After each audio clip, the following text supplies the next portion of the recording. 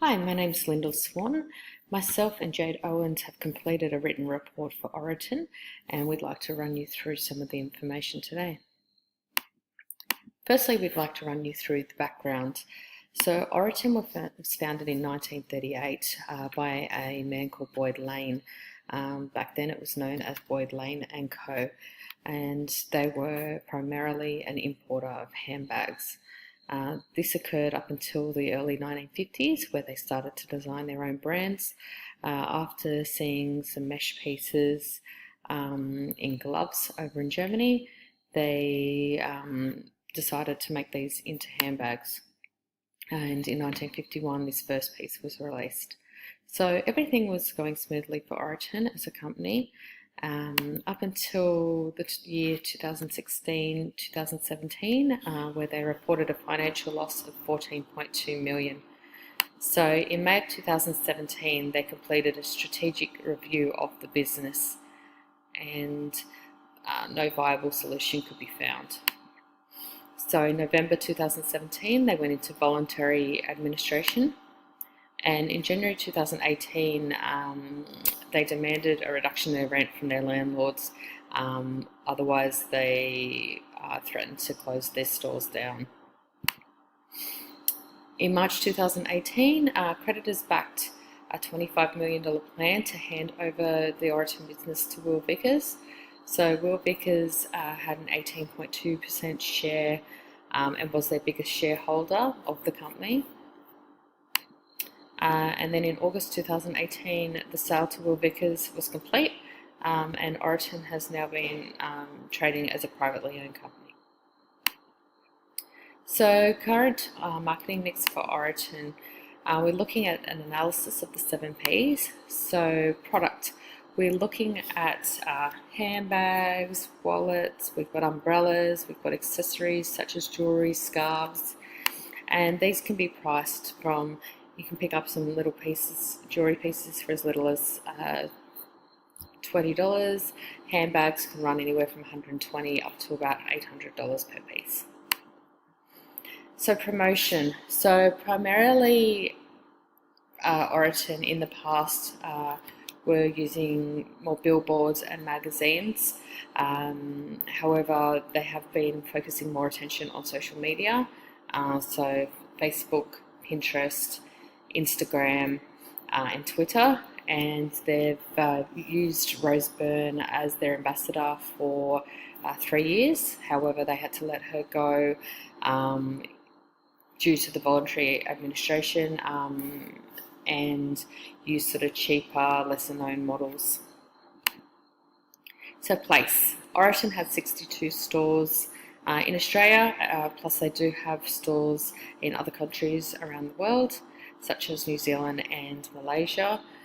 They also have an online store presence as well.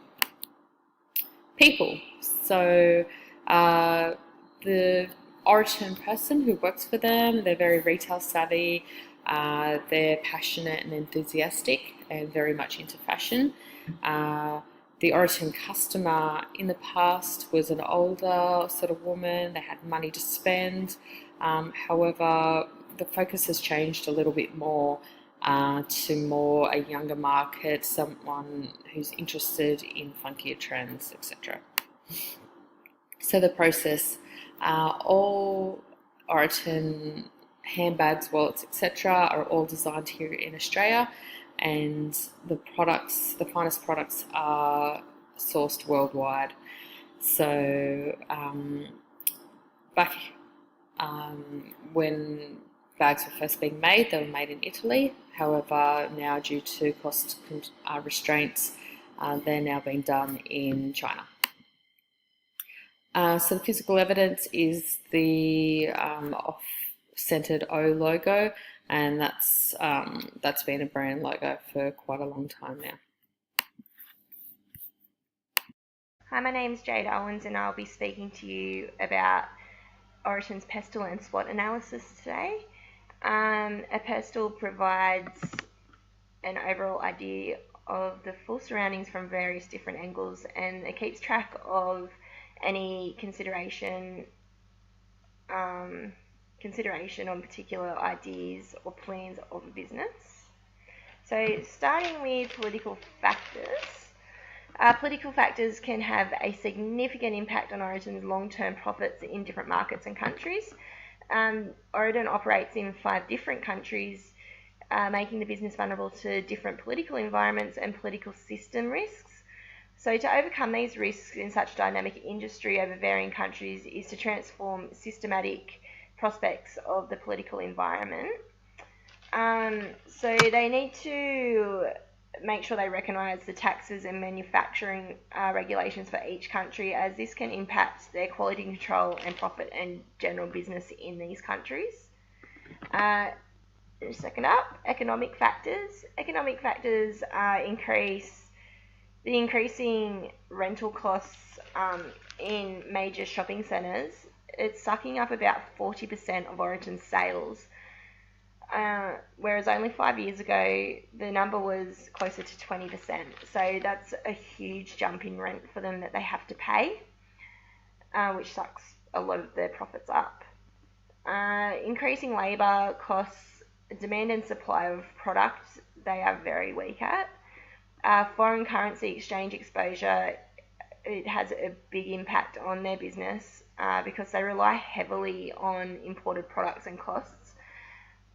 Most costs are in the US dollar, so if the Australian dollar is weak, they are not making anything. Social factors. Social factors are consumer diversity, preferences and trends, product donations, cash pledges, fundraising activities and volunteering. They have a very strong collaboration with the Great Barrier Reef Foundation. They have an exclusive summer capsule collection, and they donate 100% of the profits from bag charms to the foundation. They support the Cancer Council, Red Kite, Red Nose and AIDS Trust Australia. So they've got a pretty strong social thing happening. Technological factors include e-commerce. The e-commerce side of the business remains overshadowed by store buying. So if they integrate social media in marketing, allowing a connective engagement with consumers with real-time results, utilising how younger generations view Oroton, and also grabbing younger generations to be lifelong consumers to the brand and be loyal to the brand, they need to connect with them basically. So social media is one good way of doing this. They also benefit the brand by keeping up with technology and understanding what the consumer trends and preferences are. Legal factors, they need to abide by different countries' rules and regulations. They need to follow import and export laws, consider copyrights on designs of products. Oroton uses the ethical sourcing code, which forms part of the contract with suppliers, which ensures that local ethics are followed. Environmental factors, the rise of environmentally and ethically conscious shoppers is a big issue. So they need to push for ethically sourced suppliers, and they need to make sure that they act ethically and responsible to local traditions and environments. SWOT means strengths, weaknesses, opportunities and threats. It is a foundational assessment model that measures what a business can and can't do. Oroton is a well-known Australian brand that most women would have come across at some point or another in their lives, being their grandmother, mother, aunt, cousin or a friend owning an Oroton bag or accessory. This is the biggest strength Oroton owns, being a well-known Australian brand that is viewed as a reliable and trusted brand by many generations. But unfortunately, the bag and accessories industry is highly competitive. The overseas bag markets have become more accessible to all Australians online, with well-known brands like Gucci, Kate Spade, Michael Kors and Coach now competing against Oroton. This leads to opportunity for Oroton to innovate new ideas, like appealing to younger generations through social media using real-time feedback. The biggest threat to Oroton is counterfeit bags and fast fashion. Consumers either want to buy the expensive option and are willing to wait a few weeks or months to save for the purchase, or they want the bag now and can easily find a cheaper mass-produced look-alike for a fraction of the branded price. Unfortunately, fast fashion and the counterfeit product will normally win, especially with the younger generations. Oroton was established 80 years ago in 1938, becoming a must-have staple for every Australian woman's handbag collection by the 1960s. In the 1980s, Oroton was listed on the Australian Stock Exchange and also acquired the exclusive licensing for Polo Ralph Lauren in Australia and New Zealand, thus becoming the Oroton Group. In 2000, Oroton extended its product offerings. In 2006, Oroton.com is launched.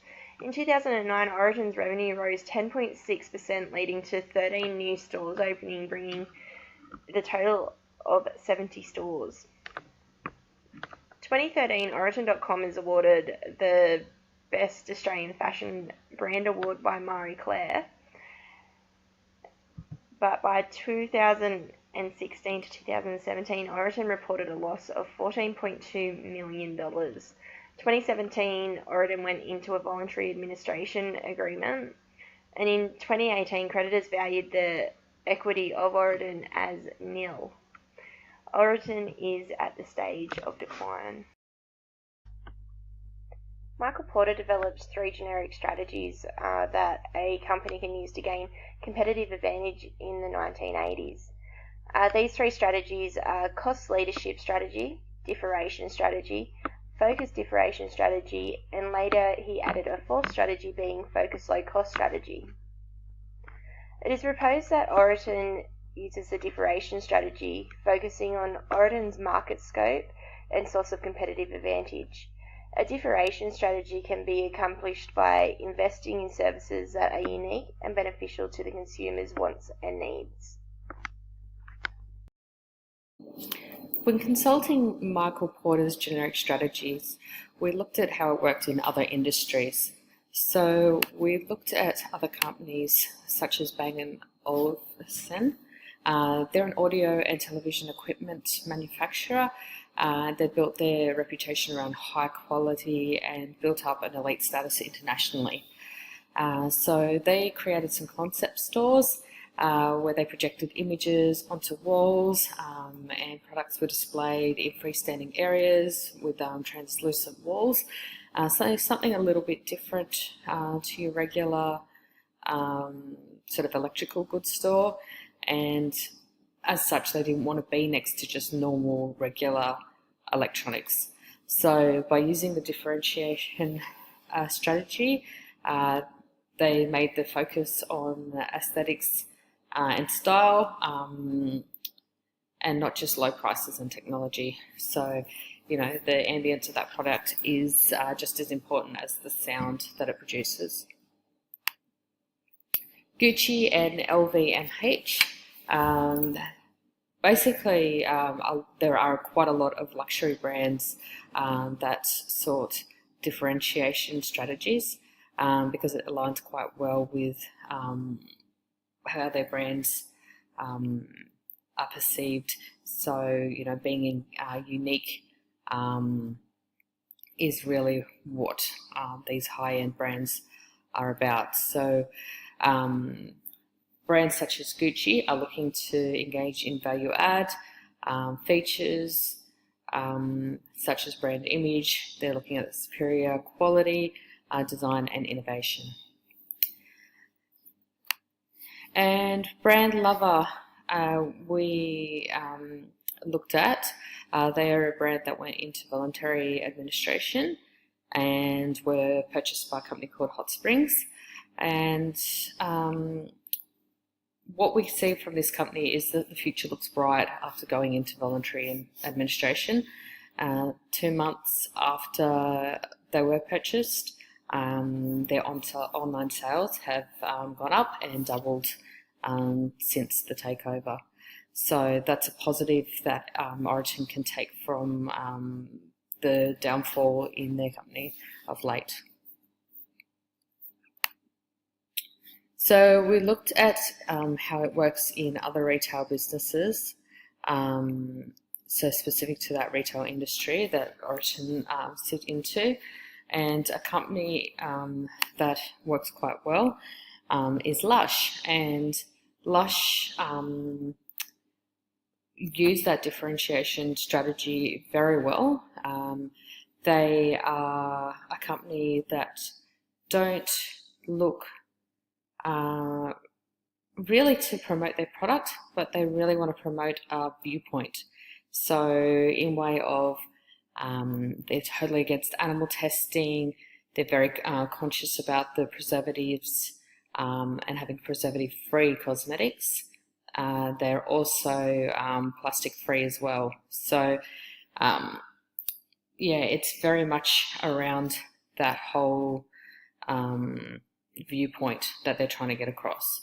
And, you know, nothing to them, their marketing isn't a sales spiel, it's more an experience that people are going to feel when in store. So free samples and trials, and they also understand what their perfect customer is, and that's like-minded to what they think and feel. So I think Oroton should pay particular interest in Lush's social and corporate responsibility and look towards incorporating some environmental scope on what they're going into next. We then look at Stored, Doan and Lily Ashwell. So these are a few online businesses that have been very successful in the fashion industry. So ISO analysed 10 different fashionista companies that have worked really well in that online segment. Lily Ashwell started her business successfully in 2012, and only 3 years later, because it's been quite successful, she's opened up her one and only store. The key to success in that online, with an online store, is finding that real niche in the market, and we do believe Oroton can do that by creating a bag of recycled materials and then also making a focus on the environment. So having a foldable, reusable bag, so it really aligns with that environment focus. So our recommendation, we'd love to make the following changes to the marketing mix. Firstly, we want to reiterate that environmental focus. Paying attention to that social and environmental responsibility, and aim to be plastic free by 2020. That would show the people and their customer, really what they're about, and that they really do care about their community and their environment. So product-wise, yep, we're going to continue to focus on handbags and wallets, and to a lesser degree, accessories, and then bring in that, foldable carry bag, and it's going to be that new environmental face of the company. Price. So the business should focus on being luxury, and so the prices should reflect that. So, they need to be increased to keep up with that luxury, and I guess the perception that not everyone can have one. So promotion. So Oroton really need to continue with their focus on social media scene. It's great what you're currently doing at the moment. But we need to, I think, advance on the digital marketing that they're currently doing. So Google AdWords is a must. Your competitors are playing in that space at the moment. So businesses such as Maya, Coach and Burberry, they're all in that space and they're paying to be there, which means every time someone's searching for a new handbag, they're going to be above you. No matter, how many times people search your brand, if they're paying to be in that space, they're going to be above you. So you really need to get involved with that. Another digital aspect you should be involved in is retargeting. So I visit your Oroton website and then I go and check my email. You need to have an ad that pops up, just a gentle reminder of, who you are and, are you still interested in our brand? We do believe an older ambassador should be used and not younger, so that should be revisited. And at this stage, we would look to remove any sort of billboards of magazines. So the physical evidence, the familiar off-centered O is still going to be that face of the brand, but we would also look at that environmental foldable carry bag as an introduction to try and be, you know, alongside the off-centered O. So the customer, our new focus should be on the 35 plus women. So they've got a higher disposable income, they know what they like, and they're into fashion as well. The place, so Oroton should continue with their stores, their 62 stores and their overseas stores, but the main focus needs to be online. So we believe that we should push some of the focus to the online stores. And we've got the process. So as long as the high quality of Oroton products stays the same, then, you know, all processes should continue as normal. So we'd like to thank you very much for taking the time to listen to our presentation. You may get in contact with either myself or Jade, and we look forward to hearing from you. Thank you very much.